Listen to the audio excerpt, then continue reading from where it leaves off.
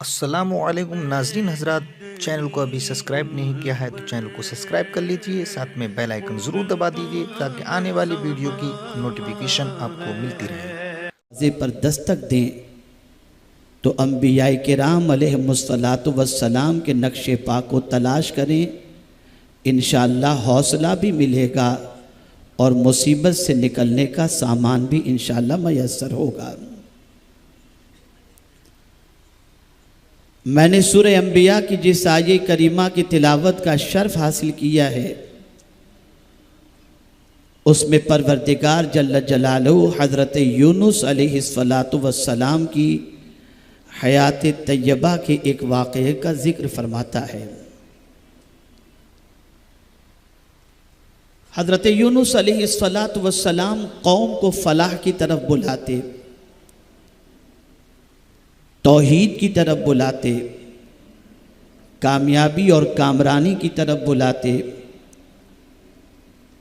پالنہار حقیقی معبود برحق کی طرف بلاتے، ایک رب کی بندگی کی طرف دعوت دیتے، لیکن قوم تھی جو سنی انسنی کرتی ہوئی نظر آتی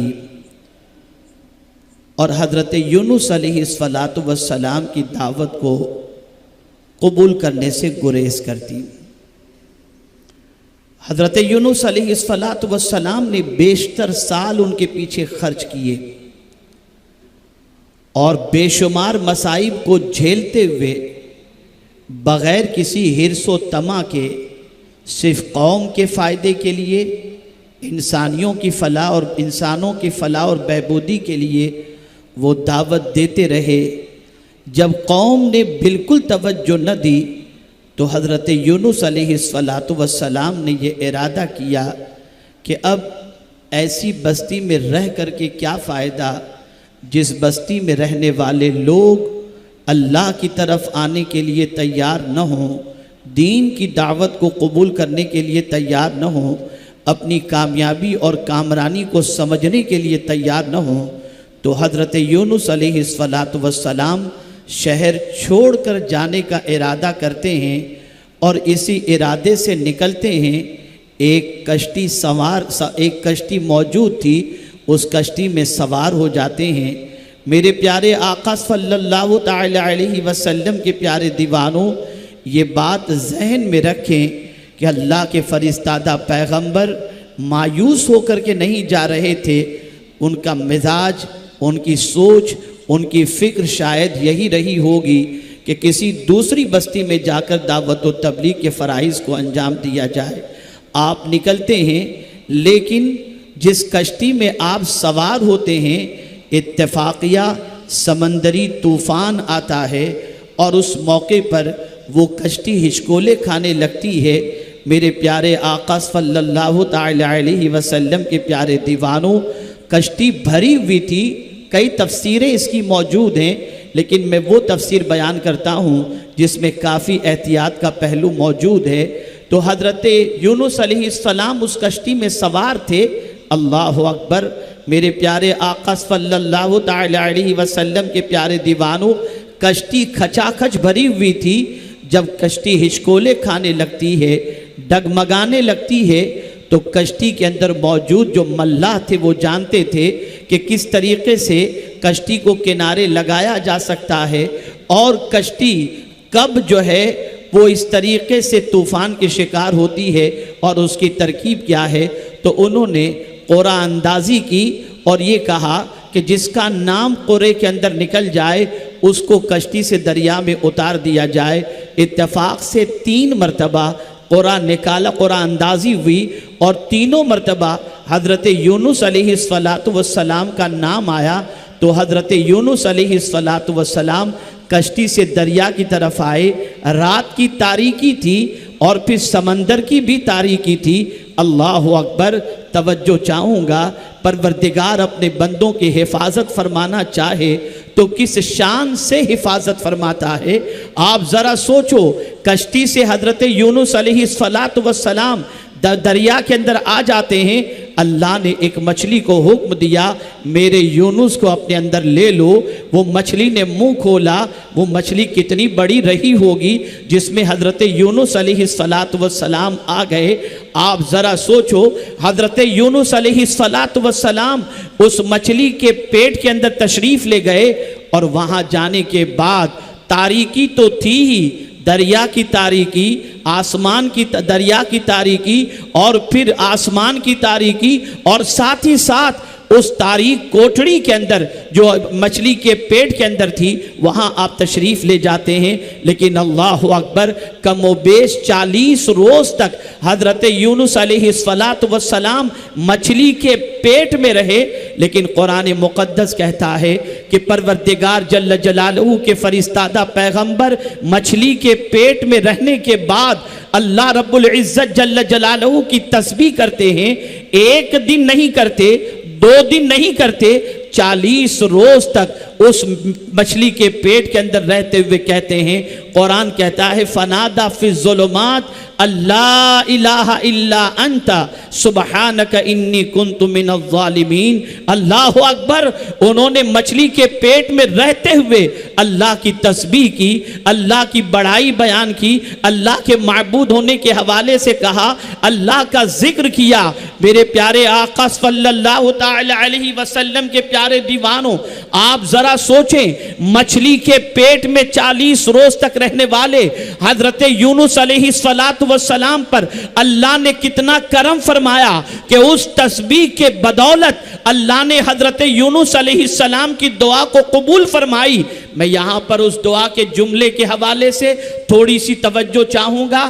آج کی سچویشن یہ ہے کہ مصائب کے پہاڑ ٹوٹتے ہوں, مصیبتوں کے بادل منڈلاتے ہوں, تکالیف دروازے پر دستک دیتی ہوں, تو آج کا مسلمان یہ کہتا ہے میں تو خیرات بھی کرتا ہوں, میں تو زکوٰۃ بھی دیتا ہوں, میں تو نماز بھی پڑھتا ہوں, میں تو حج بھی کرتا ہوں, میں تو عمرہ بھی کرتا ہوں, پھر اس کے باوجود یہ تکالیف میرے دروازے پر دستک کیوں دیتی ہیں؟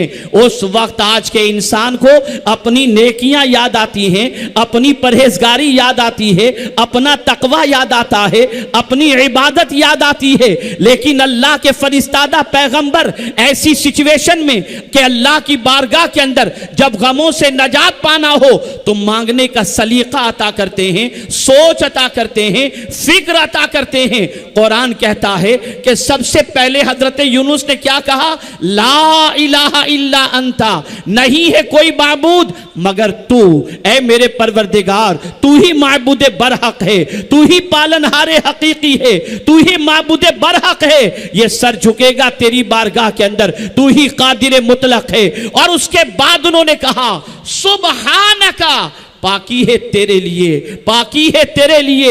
اور اس کے بعد اپنی عبادت کا تذکرہ نہیں کیا, اپنے منصب کا تذکرہ نہیں کیا, اپنے مقام کا تذکرہ نہیں کیا. عاجزی کا وہ جلوہ اور عاجزی کا وہ اظہار بارگاہ سمدیت میں کیا, انی کنت من الظالمین. اللہ اکبر, میرے کریم کو حضرت یونس کی یہ ادا اتنی پسند آئی کہ قرآن کہتا ہے فاستجبنا لہ ونجیناہ من الغم. قرآن کہتا ہے ہم نے ان کی دعا کو قبول کر لی اور انہیں غم سے نجات عطا فرما دی. آپ ذرا سوچو, پریشانیوں کے بادل منڈلاتے ہوں تو اپنی نیکیوں کی طرف توجہ نہیں دینی چاہیے. مصائب و تکالیف کے موقع پر اپنی اچھائیوں کی طرف توجہ نہیں دینی چاہیے, بلکہ بارگاہ سمدیت کے اندر عجز و انکساری کا اس طرح سے مظاہرہ کرنا چاہیے کہ مولا کی رحمت کو پیار آ جائے, اس کی کرم کی بارشیں ہو جائیں. اس لیے کہ وہ بچھنے والے کو پسند کرتا ہے, عاجزی کرنے والے کو پسند کرتا ہے, اس کی بارگاہ کے اندر تواضع کرنے والے کو پسند کرتا ہے. میں آپ کو بتاؤں, میرے پیارے آقا صلی اللہ تعالی علیہ وسلم کے پیارے دیوانوں, کون سی چیز اس ورد کے اندر اللہ کو بہت زیادہ پسند آئی؟ جس کی وجہ سے مچھلی کے پیٹ سے حضرت یونس علیہ السلام کو اللہ نے آزادی عطا فرمائی، کون سی چیز تھی؟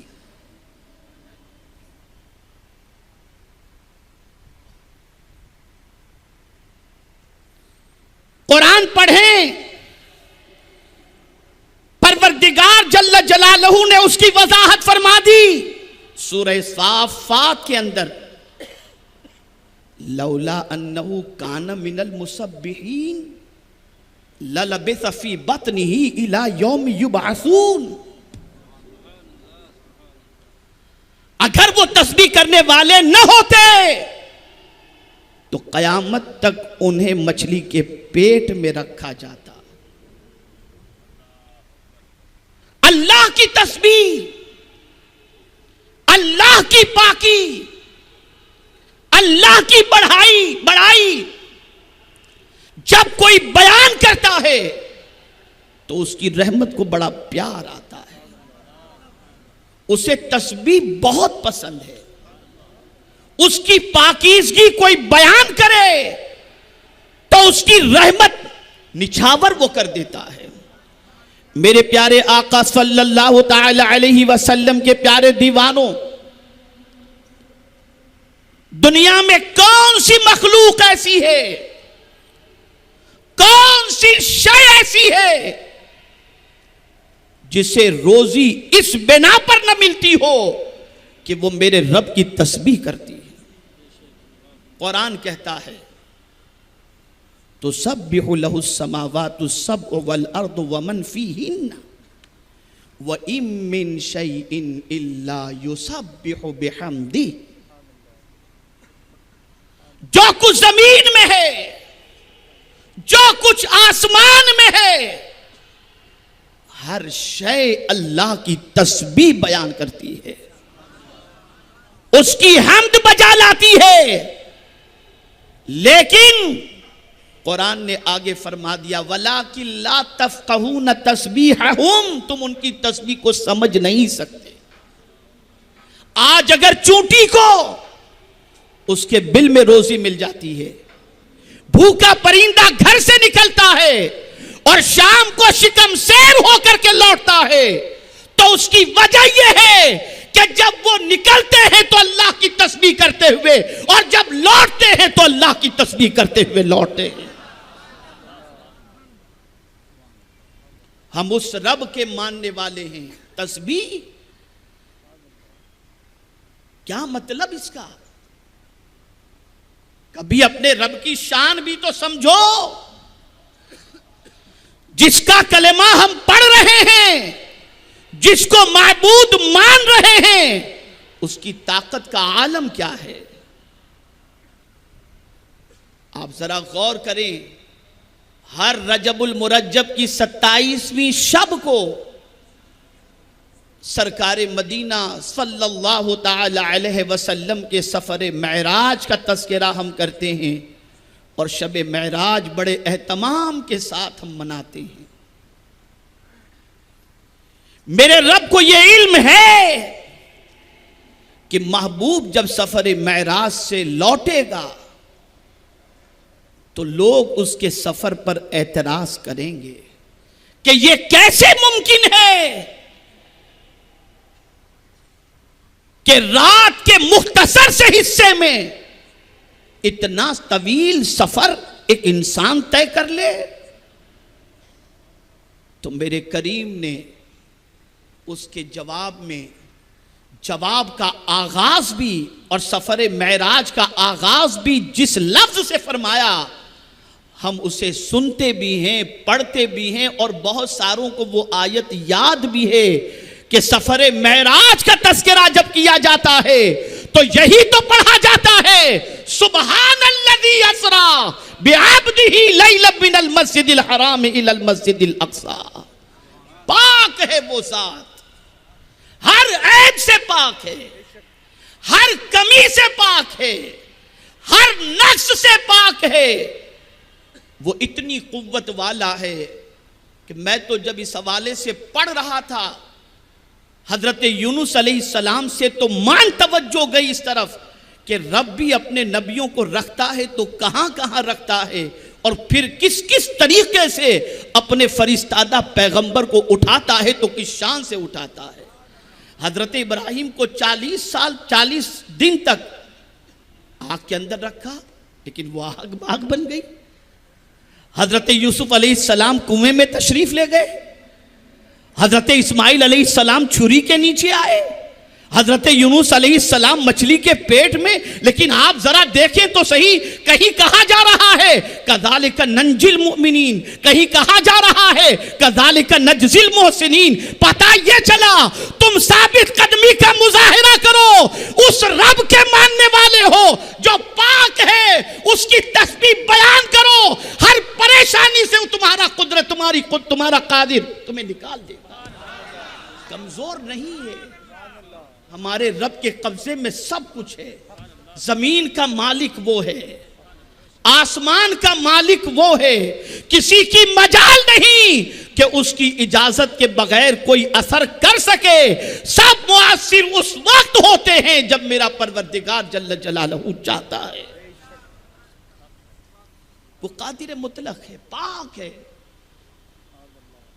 ہر عیب سے پاک، ہر کمی سے پاک، ہر کمزوری سے پاک۔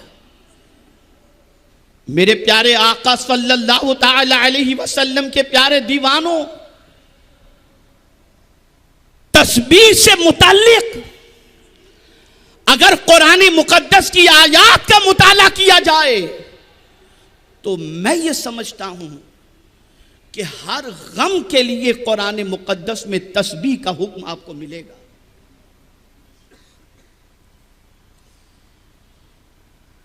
ہر پریشانی کے لیے۔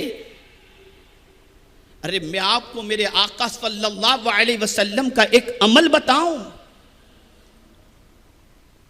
مواہب لدنیہ کے اندر سرکار کے حوالے سے یہ عمل موجود ہے کہ جب رسول گرامی وقار صلی اللہ تعالی علیہ وسلم بہت اسٹریس میں ہوتے، بہت غم میں ہوتے، تو اپنا چہرے مبارک آسمان کی طرف اٹھا کر کہتے سبحان اللہ العظیم، سبحان اللہ العظیم، سبحان اللہ العظیم۔ غم بڑا نہیں، پریشانی بڑی نہیں، مولا سب سے بڑا ہے، رب سب سے بڑا ہے۔ میں نے جمعۃ المبارکہ میں بھی یہ بات کہی تھی اور آج پھر میں آپ سے کہتا ہوں، مولا علی کرم اللہ تعالی وجہہ الکریم نے ارشاد فرمایا، جو اپنے ہاتھ میں ہے اس پر بھروسہ کرنے کی بجائے جو قدرت کے پاس ہے اس پر بھروسہ کرو، اس پر بھروسہ۔ ما عندکم ینفد وما عند اللہ باق وَإِن مِّن شَيْءٍ إِلَّا عِندَنَا خَزَائِنُ۔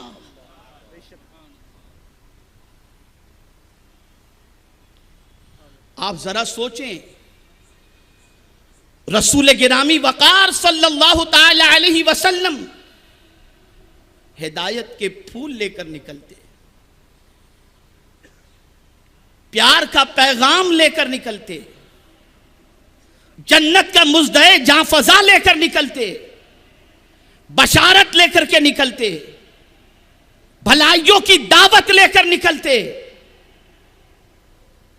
اچھائیوں کی طرف بلانے کے لیے نکلتے۔ جواب کے اندر کیا ہوتا؟ زبان کے تیر ایسے چلائے جاتے، لفظوں کے تیر زبان سے ایسے چلائے جاتے کہ قلب نبوی صلی اللہ علیہ وسلم چور چور ہو جاتا۔ آج آپ بازار میں نکلتے ہوں گے، آپ صحیح ہے، کوئی آپ کو کچھ برا بھلا کہہ دے دل ٹوٹتا ہوگا۔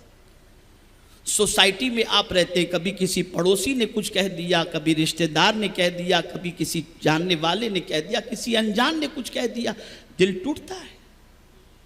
آپ سچے ہیں اور کوئی آپ کو غلط کہے، آپ کا دل ٹوٹے گا۔ اور حضور سے سچا کون ہو سکتا ہے؟ وہ ایسے سچے کے سچ لے کر کے آئے اور جن کے بارے میں قرآن نے کہہ دیا والذی جاء بالصدق، ان سے بڑا سچا کون ہوگا؟ جو کچھ حضور لائے ان کی تصدیق کرنا یہی تو ایمان ہے، اس لیے کہ حضور سے سچا اور کون ہو سکتا ہے؟ اور سچا حضور کو اعلان نبوت کے بعد لوگوں نے نہیں کہا، اعلان نبوت سے پہلے ہی پوری دنیا کہتی تھی صادق الوعد الامین۔ ایسے سچے تھے میرے آقا، ایسے سچے تھے۔ لیکن پھر بھی نکلتے تھے، بلاتے تھے اسلام کی طرف، اللہ کی طرف، اچھائیوں کی طرف، بھلائی کی طرف۔ تو پتہ نہیں کس کس قسم کے جملے لوگ حضور کو کہا کرتے تھے۔ اب حضور کا مقام رب کے نزدیک کتنا عرف و اعلیٰ کہ حضور کچھ کہیں بھی نہیں، صرف چپ رہیں، دل میں ارادہ کر لیں، خیال آ جائے تو مولا میرے محبوب کے خیال کی بھی لاج رکھ لیتا۔ بھئی آپ دیکھیں نا مسجد قبلتین کے حوالے سے آپ سوچیں قرآن کیا کہتا ہے۔ کہیں یہ تذکرہ نہیں آیا کہ حضور نے کہا کہ میرے مولا بیت المقدس کی بجائے کعبے کو قبلہ بناتے، نہیں کہا، صرف اتنا کہا قد نرا تقلب وجهک فی السماء،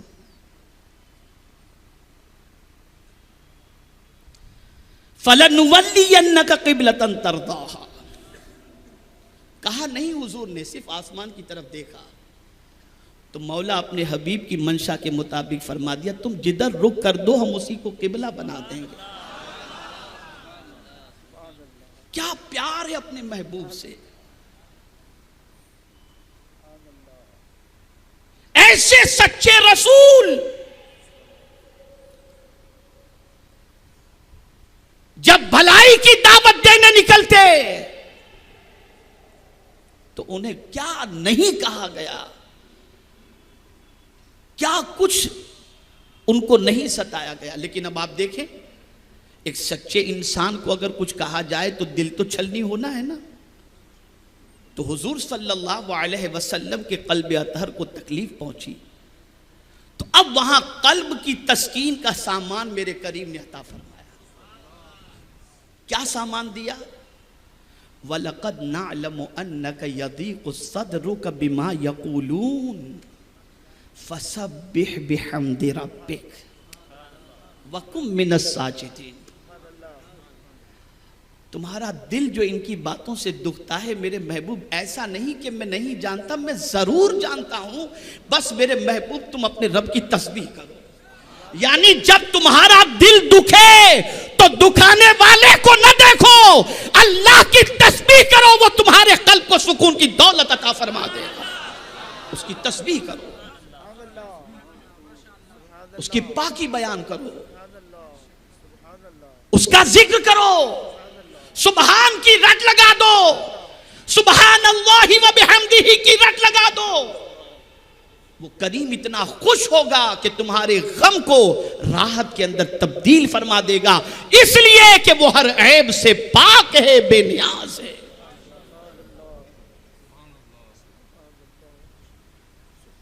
پھر کبھی تو ایسا بھی ہوا کہ وقت بھی حضور کو بتا دیا کہ کب آپ تسبیح کرو، یہ بھی جملوں سے تکلیف کے بعد۔ بسا اوقات تلوار کا وار اتنی تکلیف نہیں پہنچاتا جتنی زبان کے الفاظ کی تکلیف ہوتی ہے۔ لفظوں کی مار جو ہے وہ تلوار کی مار سے بھی سخت ترین ہوتی ہے۔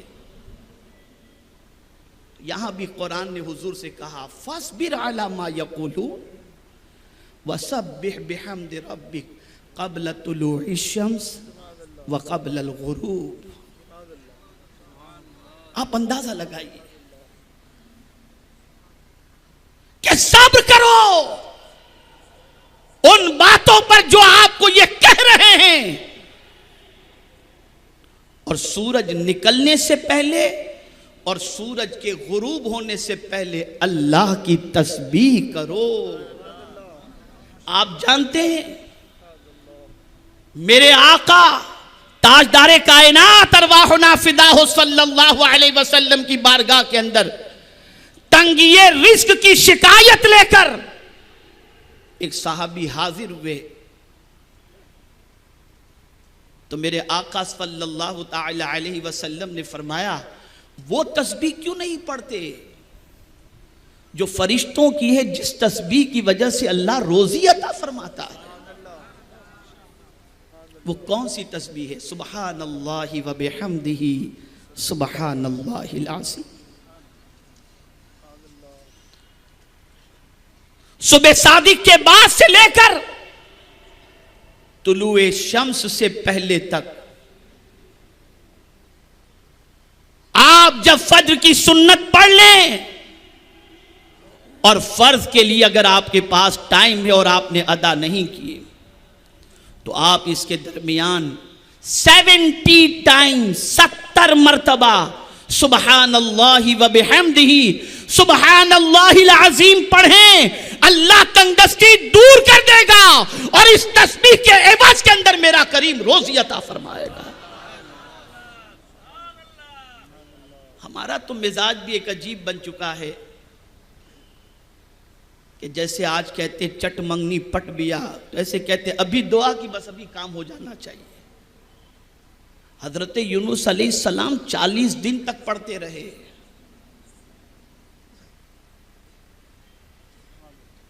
40 دن تک پڑھتے رہے۔ ہمیں بھی چاہیے کہ ہم پڑھتے رہیں، ریگولر پڑھتے رہیں، کبھی تو اس کے کرم کی نظر ہو جائے گی۔ اور پھر قرآن کا یہ جملہ اللہ اکبر وَكَذَلِكَ نُنْجِي الْمُؤْمِنِينَ کہہ کر قیامت تک آنے والے ہر مومن کو بشارت دے دی کہ یونس کی تسبیح جس طرح سے ہم نے قبول کی اور غم سے نجات عطا کر دیا، تم بھی پڑھو گے تو اے مومنوں تمہیں بھی نجات عطا کر دی جائے گی۔ پڑھو تو صحیح، تسبیح ہر جگہ ملے گی آپ کو۔ کبھی ہم نے سوچا ہی نہیں، کبھی غور ہی نہیں کیا، ہم نماز شروع کرتے ہیں اور تکبیر تحریمہ کے بعد تعوذ پہلے نہیں پڑھتے، تسمیہ پہلے نہیں پڑھتے، ثنا پہلے پڑھتے ہیں۔ سبحانک اللہم و بحمدک پڑھتے ہیں نا، یہاں بھی تسبیح پہلے رکھی گئی کہ ذرا رب کی تسبیح تو کر لو، اس سے ملاقات، اس سے بات کرنے کی، اس لیے کہ اس کے بعد تمہیں کہنا ہے اہدنا الصراط المستقیم، یہ ساری دعائیں تمہیں کرنی ہے، پہلے اس کی تسبیح کر لو، اس کے بعد اس سے مانگو، جو مانگو گے وہ تمہیں عطا فرمائے گا۔ لیکن چونکہ ہم سمجھ کے نہیں پڑھ رہے، رسمن پڑھ رہے، ذرا اس لفظ کو سمجھو اور اس کی حقیقت کو سمجھنے کی کوشش کرو۔ قیام میں تسبیح، پھر جیسے ہی جھکے رکوع میں گئے تو وہاں بھی سبحان ربی العظیم، وہاں بھی پھر اللہ کی تسبیح، پھر اٹھے پھر سجدے میں گئے تو پھر سبحان ربی الاعلی۔ آپ ذرا سوچو کہاں اس کی تسبیح نہیں۔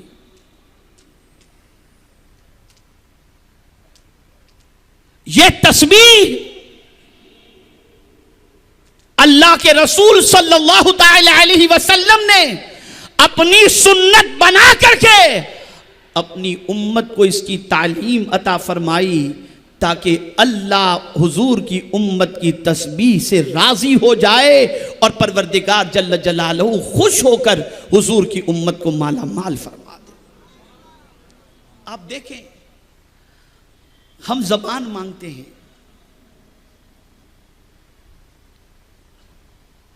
ساتھی مانگتے ہیں، کس لیے مانگتے ہیں؟ ہم اپنے کام کی آسانی کی بھیک مانگتے ہیں، مولا ہمارے کام کو آسان کر دے، کیوں مانگتے ہیں؟ کیا ریزن ہے ہمارا؟ کام آسان ہوگا تو مزے میں رہیں گے، بولنے کی قوت ملے گی تو بہت کچھ بولیں گے، یہی تو ہمارا ہوتا ہے۔ لیکن حضرت موسیٰ علیہ السلام نے اللہ سے مانگا، دعا کی، کیا دعا کی؟ رب اشرح لی صدری ویسر لی امری واحلل عقدۃ من لسانی یفقہوا قولی واجعل لی وزیرا من اہلی ہارون اخی اشدد بہ ازری۔ اب جو انہوں نے کہا وہ سنیے، کئی نسبحک کثیرا ونذکرک کثیرا۔ کیوں مانگا انہوں نے اپنے رب سے؟ کیوں مانگا کہ مولا میرا سینہ کشادہ کر دے، میرے کام آسان کر دے، میری زبان کی گرہ کو کھول دے، میرے بھائی کو میرا وزیر بنا دے؟ کیوں مانگا؟ اس لیے مانگا تاکہ میرے مولا ہم تیری تسبیح بیان کریں کثرت سے، یہ بھی نہیں کہ ایک مرتبہ۔ کئی نسبحک کثیرا ونذکرک کثیرا۔ میرے پیارے آقا صلی اللہ تعالی علیہ وسلم کے پیارے دیوانوں، اس کی تسبیح کو اپنی زبان پر لازم کر لو، اس کا وعدہ حق ہے، حق ہے اور حق ہے۔ وہ انشاءاللہ العظیم اپنی تسبیح کی برکت سے مصیبتوں سے ہمیں نجات عطا فرمائے گا۔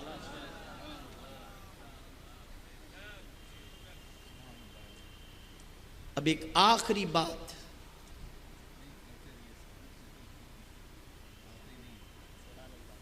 تسبیح سے متعلق، اسے غور سے سنو۔ خوشی میں ہم بھول جاتے ہیں تسبیح کرنا، کامیابی مل جائے تو بھول جاتے ہیں تسبیح کرنا، بھول جاتے ہیں اپنے رب کی تسبیح کو۔ سب یاد رہتے ہیں، یہ بڑا تھا اس کے لیے کام ہو گیا، یہ بڑا تھا اس کی وجہ سے معاملات آسان ہو گئے، لیکن رب یاد نہیں رہتا۔ لیکن قربان جائیے، رب حضور سے کہتا اذا جاء نصر اللہ والفتح ورأیت الناس يدخلون فی دین اللہ افواجا فسبح بحمد ربک۔ اندازہ لگائیے، قربان جائیے کہ جب لوگ فوج در فوج اسلام میں داخل ہو جائیں تو میرے محبوب اپنے رب کی تسبیح بیان کرو۔ یہاں بھی قرآن یہی تعلیم دے رہا ہے کہ تم اپنے رب کی تسبیح بیان کرو، خوشی میں بھی اس کی تسبیح کرو، غم میں بھی اس کی تسبیح کرو۔ خوشی میں اضافہ کر دے گا، غم سے نجات عطا فرما دے گا۔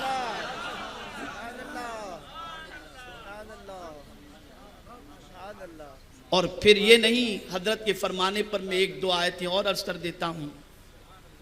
یہ نہ سمجھنا جیسا کہ میں نے ابتدا میں کہا کہ ہم ہی تسبیح کرتے ہیں۔ جب کوئی تسبیح کرتا ہے نا تو اس کی تسبیح کرنے کے ساتھ ساتھ پرندے بھی تسبیح میں لگ جاتے ہیں، ارے پہاڑ بھی تسبیح میں لگ جاتے ہیں۔ وَسَخَّرْنَا مَعَ دَاؤُودَ الْجِبَالَ يُسَبِّحْنَا، یہ قرآن کہہ رہا ہے۔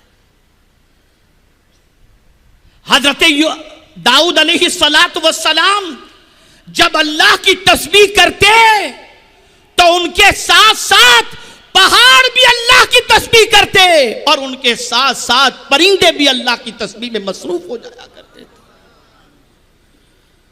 تو میرے پیارے آقا صلی اللہ تعالی علیہ وسلم کے پیارے دیوانوں، میں آج آپ کو بس یہی کہنا چاہوں گا